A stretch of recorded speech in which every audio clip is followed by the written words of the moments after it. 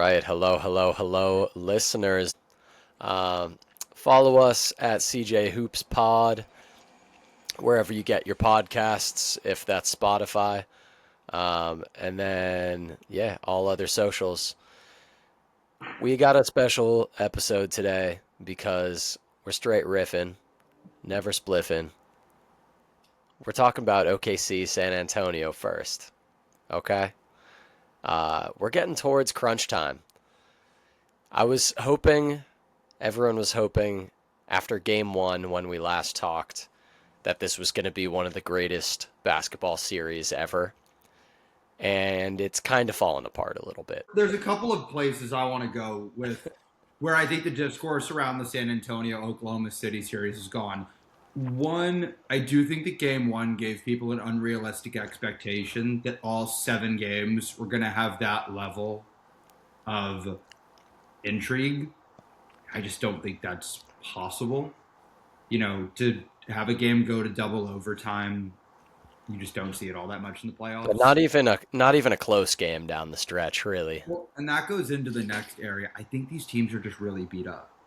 And I do think Yeah. there's an element that this series is taking these teams so close to and oftentimes past their physical, mental limits, where the effect game to game, it just looks like a war of attrition. And so once a team doesn't quite have it, this is a fascinating series because it feels like after every single game, the team that wins that game, you feel like that team's going to win the series. Yeah. All the conversation coming out of game four was, well, San Antonio's figured him out. This one's now over. And then all of a sudden it's game five. And it's like, well, now San Antonio has no chance. Vic isn't playing well. Fox isn't making shots. No one's really doing their part. So I think it's been a fascinating chess match. And seeing how much both teams have adjusted game to game has been really interesting. Have the games been particularly close? Not all the time, but I think the quality of play and the level of competition has been at a super high level throughout the series. What do you think? Game two, we saw Harper go out in the third quarter, and we saw J Dub go out in the first quarter. I looked up War of Attrition because I keep seeing this, and I wanted to know exactly what we're talking about. And I agree. It's rather than tactics, it's really just about last man standing and taking out more of their guys than your guys get taken out. And OKC's been preparing for wars of attrition for this season, past seasons, because Dagnall has instilled confidence 1 through 12 in these guys. Sure, Kenrich Williams, you haven't seen a minute. Let's go hit some threes. Isaiah Joe, get on in there. It's just anyone can be called at any time, and they know that. Um, and that's where, these other teams can't recover because you can't throw in an ice cold Luca Garza or uh, Ron Harper Jr. in a game seven if you're the Celtics because you haven't instilled that in those guys. Whereas if OKC was to do that, those guys would be ready. They know where they're supposed to be at and their role. Um, so OKC's been preparing for this for a long time. So it's the other part of it is I knew when San Antonio had the Wolves on the ropes, game four, instead of finishing business there in game four, Vic throws the elbow. They're still up 8 with 8 minutes to go, and then they blow that game. I thought at that point they needed that rest to take on this fresh OKC team that is war of attrition ready, and they kind of fiddled around with it. Just weren't able to put that series away quickly. And then on the other side, OKC, 4 games against Phoenix, barely has to sweat. 4 games against LA, maybe a sweat 1 game. So they're pretty fresh, other than J Dub just can't find it with the hamstring, and AJ Mitchell now being out. So they've been ready. Really, really impressive you bringing up Luca Garza and Ron Harper in a conversation about Thunder Spurs. It's part of Has, processing. I'm still trying to process. has are you ready to give up on your Spurs are going to be 2026 NBA champions? Take it? I believe that we will win. I'm going to take that as a no. You think the Spurs will still win the series? I've thought my logic brain has thought that OKC is going to win. Um, but I really wanted to believe in this team that clearly believes, but they're falling a little short, and I think Vic, he's still figuring out how to win, and he's not able to dictate the game like LeBron can, like a lot of other teams' stars can. He has the ability, but he doesn't quite know how to harness his ability yet. And he's only 22. This is his first run. It's a smashing success. Even if they got blown out 4-0 in this series, his playoff run would have been a success. So I'm not surprised that they're going down um, as they have. But I'm hopeful they win Game 6. I think they can in San Antonio, and then Game 7s are weird. You never know. Absolutely. And this series has had so many different twists and turns. I mean, as we mentioned before, every single series, every single game in the series, it looks like the team has gotten the upper hand. What are some things that you're looking for from San Antonio in Game 6 if they're going to be able to stave off elimination? If Vic is the best player in the game, they win the game. That's been the case twice. I think they're going to do everything they can to get him low post touches. Um, he knows he has to focus more in on being in the paint and just dominating in there rather than settling for threes and just getting stonewalled outside. OKC made it's funny in game one they quickly pivoted strategies like you saw away from Hartenstein, and then they kind of cooled the Jets and realized if we just play our style, we're pretty unbeatable.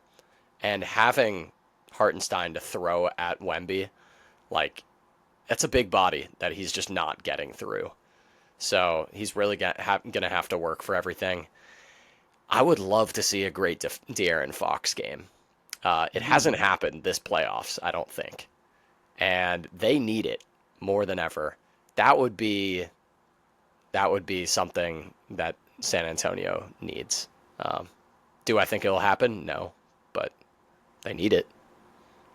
So do you think OKC closes him out in San Antonio? No, I think it goes 7. I think Okay. it goes 7. Yeah, yeah. What about you? What are you looking for in Game 6? There is that old adage that role players will play better at home. And so I do expect some of the Spurs. It was a really nice Champagne game in Game 5, Yeah, but it just felt like Keldon Johnson's had a really tough series.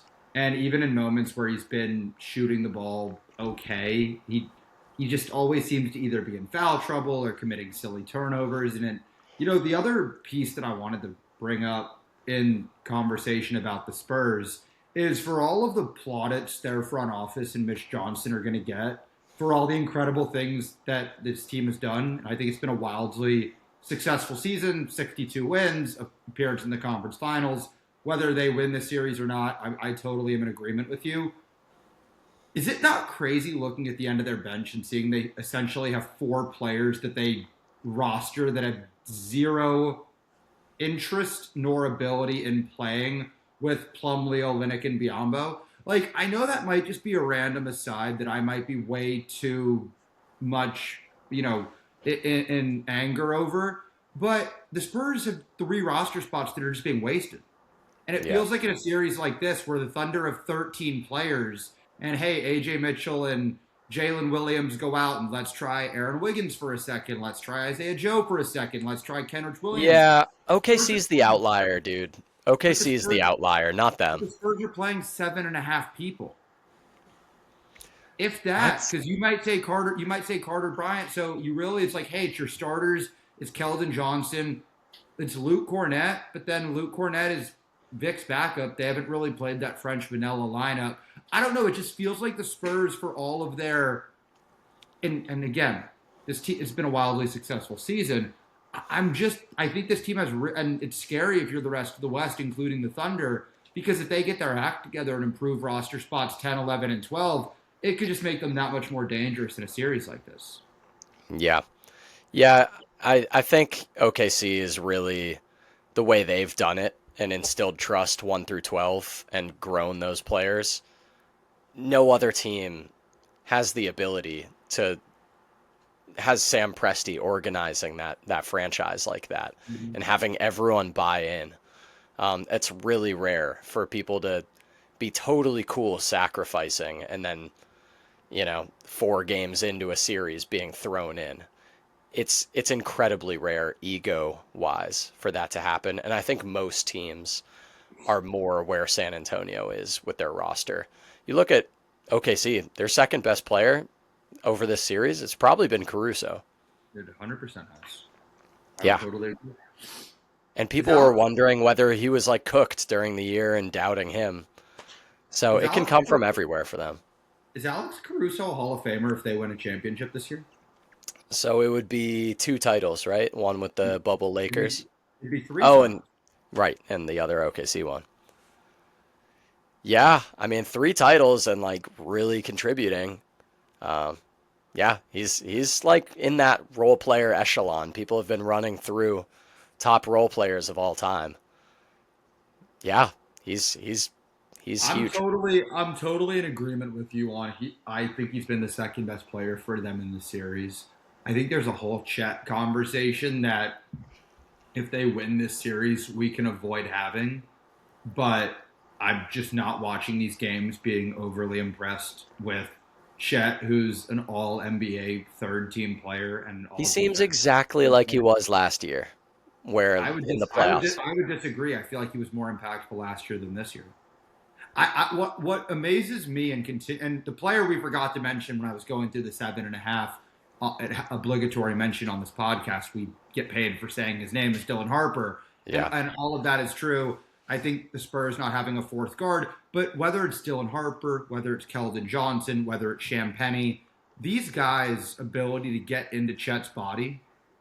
Because if at the end of the day, what the conversation around Chet's going to be is he's a great defender, a great defender that can shoot the ball, and all of the off the dribble stuff is not really what we're going to ask of him.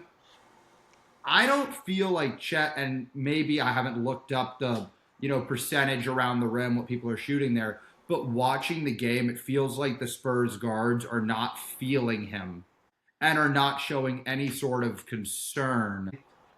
And I think the emergence of Isaiah Hartenstein, and as you mentioned, him being pulled out of game one and his subsequent re-entry into the lineup really just underscores the vulnerabilities of a Chet at the 5 or a Chet as the primary big on the floor. So for Oklahoma City, absolutely impressed with Caruso. I think there's really a lot that I want to talk about around Shea and his performance and how he's been able to overcome what has been a very, very difficult matchup for him in this series.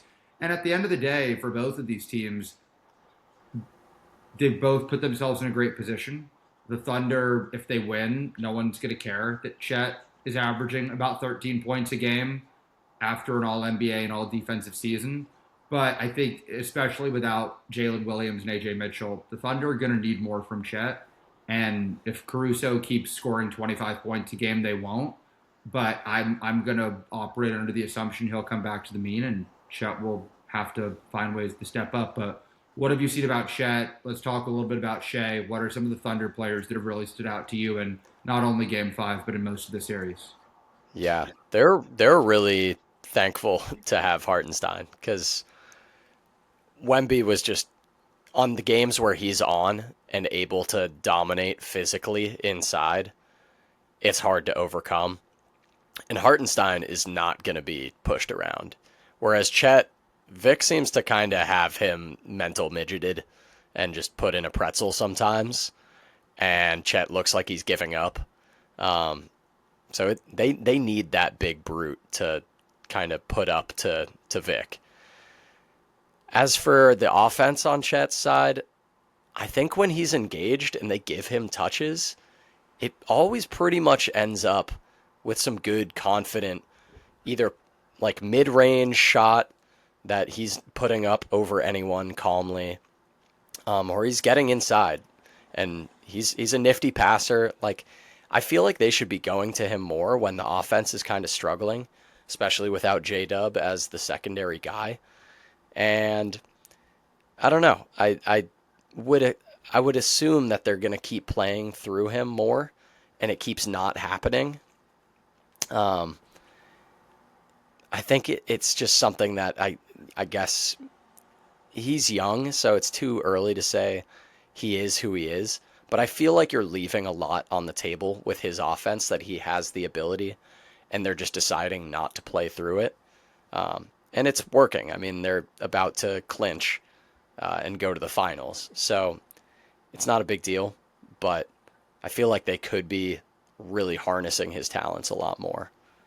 Yeah. Especially when the Thunder having him being guarded by smaller wing-sized or even guard-sized players. Yeah, like bully, get into the paint and like draw some fouls, like make them make them feel you. Yeah, exactly. Yeah, we sound ancient when we're saying that, like it's 2004, 1994. But there's nothing Post wrong them with up. throwing at the Chet. There's nothing wrong with throwing at the Chet when he has Dylan Harper on him, and I would hope that Chet would be able to move him or at least create some sort of advantage that the Thunder could then take advantage of. Yeah. Because that's when they were at their best. There were the two possessions in Game Five where they catch Jalen Williams on a slip. He throws a one-handed pass to Caruso in the corner, and then the next possession down, Caruso throws a one-handed pass to. It may have even been Jalen Williams, or it may have been Kason Wallace. But when the ball is moving around, and the Thunder being able to take advantage of the Spurs trying to either trap Shea or trying to overhelp in other areas, and they're able to generate those open three-pointers, they're a very dangerous team. And the last piece I want to talk about on the Thunder side of it, I'm so incredibly impressed by what Shea is doing. Yeah. This feels like some real legacy. The only star left on his team as a primary creator without Jalen Williams, without AJ Mitchell, being guarded by a combination of Steph Castle and Carter Bryant, who are doing a tremendous job, and we've sung their praises throughout this series, and takes advantage of every single little piece that he can. Spurs are going to foul him from 40 feet out. Fantastic. Let's go to the free throw line. Let's make all of the free throws. In the first quarter, he had a few turnovers. Some players would have that first quarter and get a little bit rattled. He stayed calm, had a really strong game five. And if he can get this team over the finish line without his two best on ball options beside him, I think it does a lot for the overall Shea discourse in terms of legacy talk. But what have you seen about what have you been impressed with Shea? Yeah. A lot of guys would be forcing it in his position. He's, the number one guy. He's the MVP. He's all scorer. And they're bringing this double, stunting doubles, stuff that's pretty tough. It's like kind of the level of detail that defenses bring to Steph Curry. And he is really trusting his teammates. And you see Caruso deliver like a career high of over 30 points, just finding him over and over again. He's trusting guys all the way down the roster with the ball and to make the right swing. And I'm super impressed, and I also really don't buy in to the all the discourse about the flopping and foul baiting and drawing. He does some of that, but like it's kind of hate the people are hating the player instead of hating the game. When the refs call the game in a way that the ticky tack stuff is not rewarded, then they go away from it immediately. It's not really who he is as a scorer, but if they're going to reward it, like he has that option in his toolbox. Whereas other guys like Harden, like they're flailing for it. Embiid, like they're flailing for it at this point. But he has so many other options. He's making really good reads off the double, and then he's just crushing you, still finding those mid ranges. He like crumpled Wemby on one of those step backs, and he's just able to find his calm from like 16 feet over and over again, and it kind of cripples the other side after a while. Yeah, it's been a great series. You had Spurs in seven. I had Thunder in five. You still could be correct. Yeah. So we'll see what happens tomorrow night. Let's transfer over to a series where one of us was absolutely correct in our prediction. Hit the nail on the head. Knicks in 4, baby. We're partying like it's 1999. Jalen Brunson is Captain America. Here come the Knicks, 11 in a row. It's all happening. Do you believe? Because I'm ready to just keep pouring water on this team until they win the NBA Finals. I'm ready. I'm ready to believe the Knicks can actually win the championship. And it's in large part, because I do think that the war of attrition in the West and those teams kicking the living crap out of each other for another couple of days as the Knicks rest up. But this was always, once again, obligatory mention every single podcast.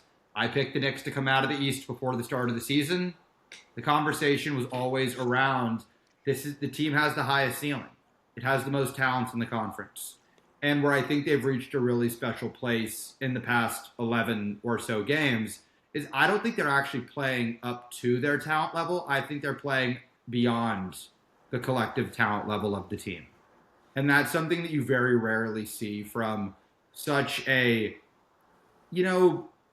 it's interesting because a lot of the conversation, especially with some of the metrics they're hitting, is if you look at comparable teams, these are superstar teams. These are Shaq and Kobe. These are the LeBron Heatles. These are Curry and Durant. And while the Knicks don't have those sorts of first ballot Hall of Famer, no doubt about it, absolute A-list superstars, I think Brunson is probably the closest to that. And Towns, while he will be a Hall of Famer, I don't think people will talk about him in the same way they would Shaq or Kobe more so Kobe, as a number 2, or Wade, or whoever you want to pick in Golden State. But the Knicks have a lot of guys who've had a lot of success in this league. And all of them seem to, at the perfect point in their careers, found and prioritized a focus on winning above individual achievement. And there's a million things you can say about the Knicks run. They haven't really played anyone. They played the core of the Philadelphia 76ers. They played an exhausted Cleveland team. Well, guess what? If they play the Spurs or the Thunder coming off a 7-game series, I'm ready to say the Knicks can win the whole thing. You're still throwing water on it? You're out? I think they're about to get a rude awakening, and New York, as a collective, is celebrating being there, and that's all great.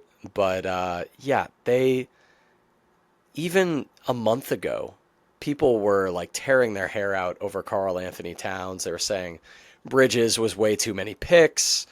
How can you win 4 series with Cat and Brunson defensively? And they've had a stellar month where they're, besides a couple CJ McCollum shots to win, they have been running through the East. I think if the Celtics hadn't imploded, then that would have been a good series. But they're going to face a defense on either side that is able to force Brunson into some really tough stuff.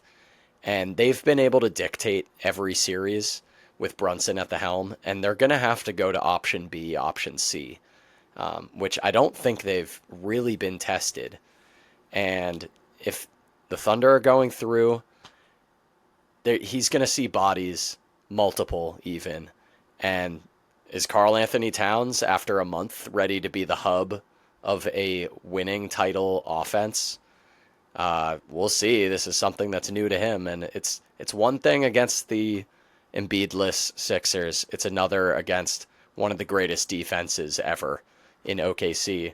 And then on San Antonio's side, like that trio of guards is nothing to sneeze at either. So I think it's going to be a rude awakening for New York in the finals. You just couldn't let your Boston homerism be too quiet this episode.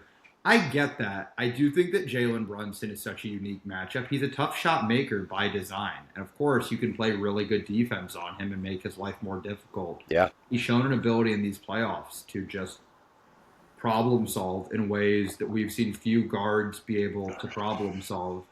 I was having a conversation with a buddy. I want to run this by you. let me ask you this: do you see a historical precedent for this Knicks team when you look at previous champions? Because there's one especially that stands out to me that I want to get your opinion on. This feels more like a team that got hot than a team that was, clearly for years or for the whole season primed to win. So more like a 2011 Mavericks than like a 2010 or a 2012 Heat.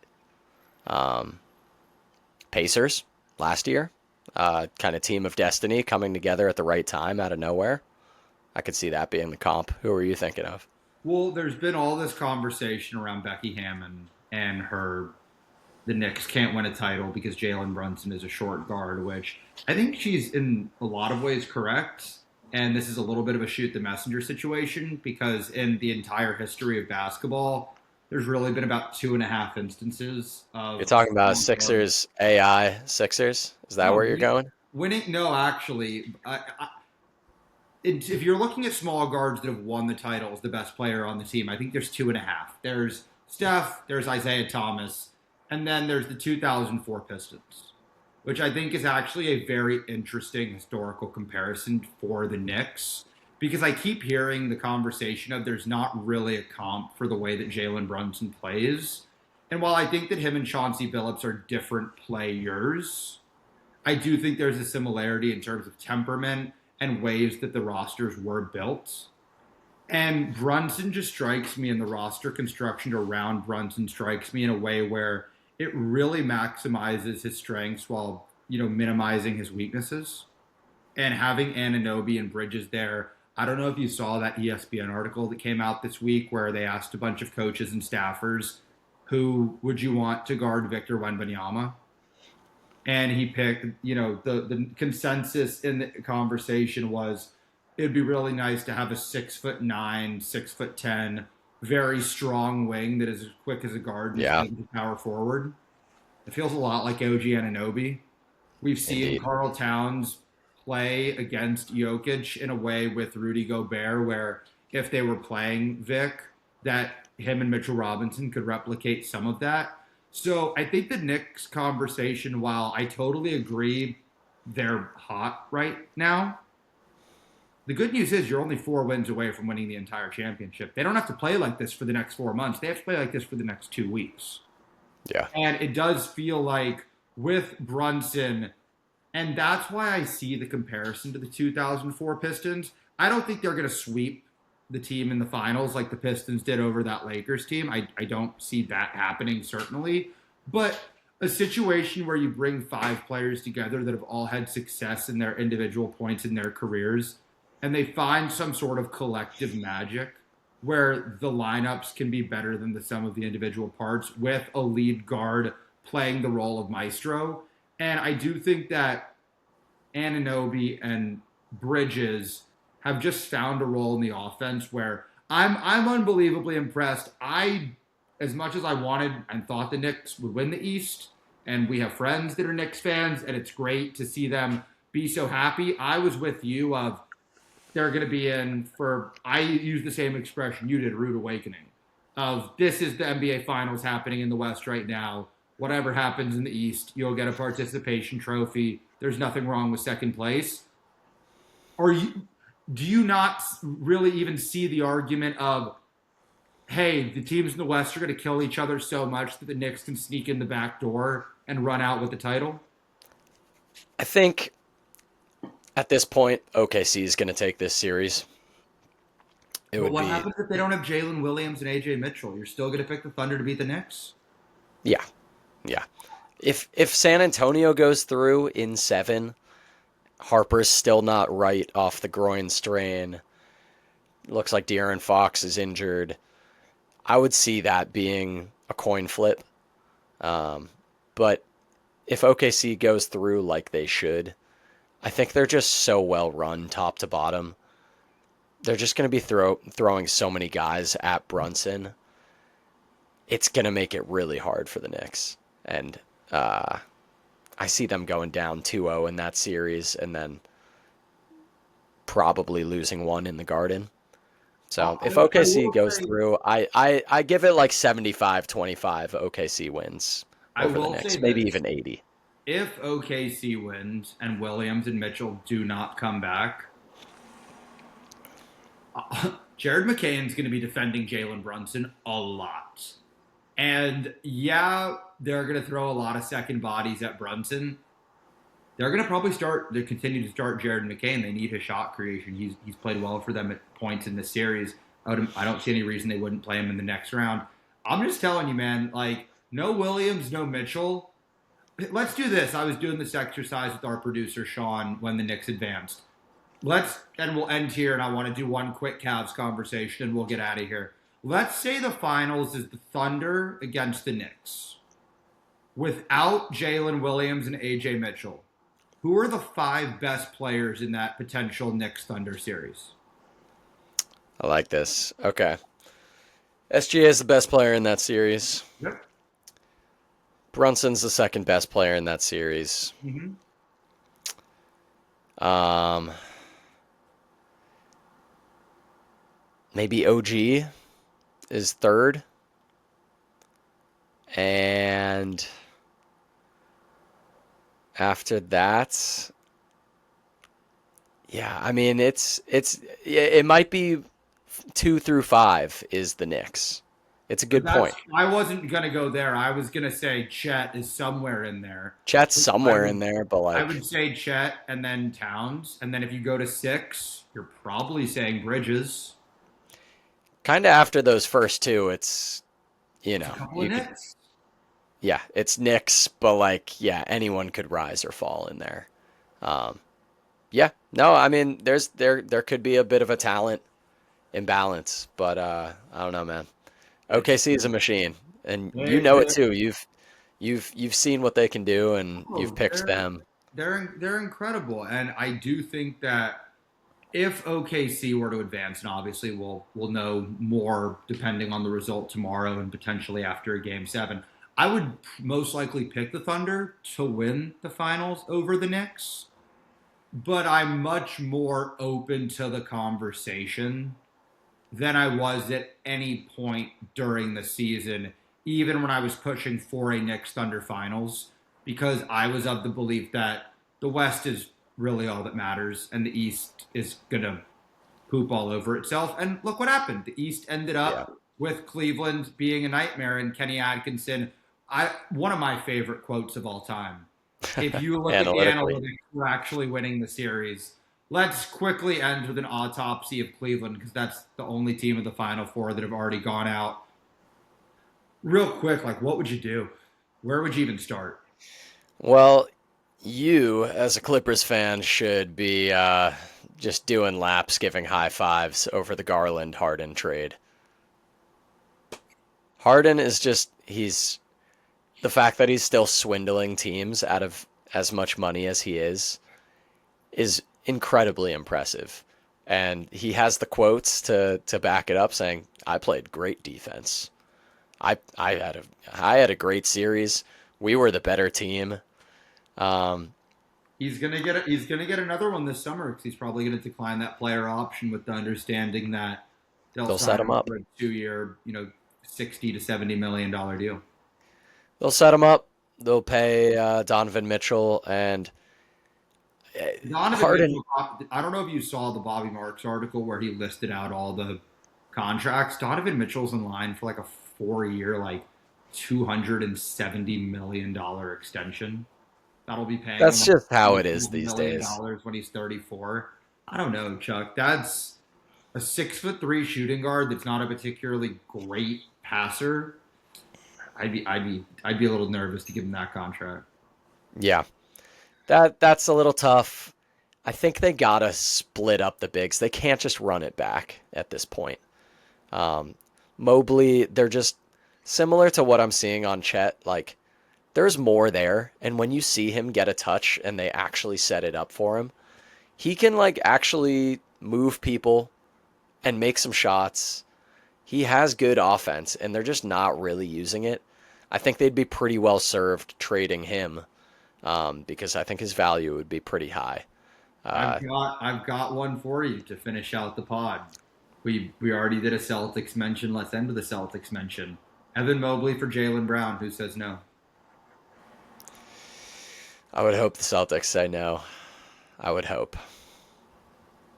Did you see Jalen Brown's Twitch stream where he said he was honored to just be a part of any team because he's not liked in NBA circles? He should Why are stop you doing not it. on Jalen Brown's Twitch stream? That's the real issue. Why are you not flying to Boston and hanging out with him there? Because it's depressing how badly he is You could give running him, his career off it. you could give him tips on content. He's doing just fine. All press is good press to him. I guess that it's an interesting question on Cleveland because it's very tough with the Mobley element. I mean, I was as big of a Mobley fan as there was when he was coming out. I bought into the Tim Duncan and Kevin Garnett rumors or comparisons. Not feeling great about that at year 5. No. But still, he's 24 years old. You don't want to. If you trade Garland, you trade Mobley. You're just an old team very, very quick. And there's been a lot of conversation in the national media around what would you do with Cleveland. I'm more in the camp of burn it all down and just start over. I would be more interested in keeping Mobley and trading Mitchell and Allen than I would be trading Mobley and keeping all of them. The East is, as silly as the East is, we have this potential monster in New York. Boston will come back. I'm not sure Cleveland is going to have any better chance of winning the conference next year than they did this year. And all you're going to be is another year older and another year more expensive. Blowing it up would be pretty crazy given that they just went all in with Harden Yeah, like 2 months ago. that they did. And